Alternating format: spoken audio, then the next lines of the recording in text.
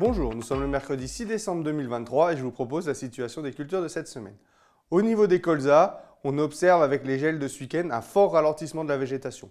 On est donc au moment idéal pour réaliser les pesées entrée d'hiver. Les pesées sont d'autant plus importantes cette année que les colzas sont gros. Du coup, on a eu une forte absorption d'azote et c'est de l'azote qu'on n'aura pas besoin de remettre au printemps. Pour rappel, la méthodologie pour réaliser ces pesées, c'est de faire 4 prélèvements d'1 mètre carré dans une zone homogène de la parcelle, peser chaque mètre carré, faire la moyenne et garder la valeur pour la sortie d'hiver. Au niveau des ravageurs, les berlaises que nous avons réalisées montrent une pression altise moyenne de l'ordre de 2 à 3 larves, mais c'est toujours variable selon les parcelles, donc il vaut mieux le faire sur votre parcelle. Les températures ont donc maintenant largement baissé au niveau du sol. On peut réaliser les applications de produits à base de propyzamide. En ce qui concerne les céréales, les semis qui restaient à faire ont bien avancé ce week-end et maintenant les parcelles qui restent, pour la plupart, ne seront pas semées cet hiver et seront semées au printemps. Pour la majorité des parcelles, on est au stade 3 feuilles début talage, donc ce stade marque la fin du risque puceron.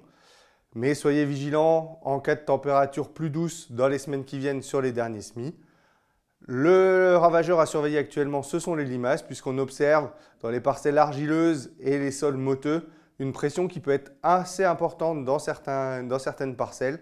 Donc surveillez encore les prochains jours, d'autant qu'on annonce une remontée des températures pour ce week-end. Donc soyez vigilants pour les limaces. Dès que possible, c'est pareil, si c'est portant, réalisez les désherbages. Au niveau des protéagineux, il y a également eu une part importante qui a été semée ce week-end, dans des conditions plutôt correctes. Il en reste encore à semer, donc attendez que le sol soit ressuyé, puisque les protéagineux sont sensibles aux problèmes de structure de sol. Et désherber dès que possible après le semis, puisque le plus efficace, ce sont les désherbages en post-semis prélevé. Faites attention toutefois si des pluies importantes sont annoncées après le semis, puisque les produits à base de pendiméthaline peuvent entraîner des symptômes de phytotoxicité.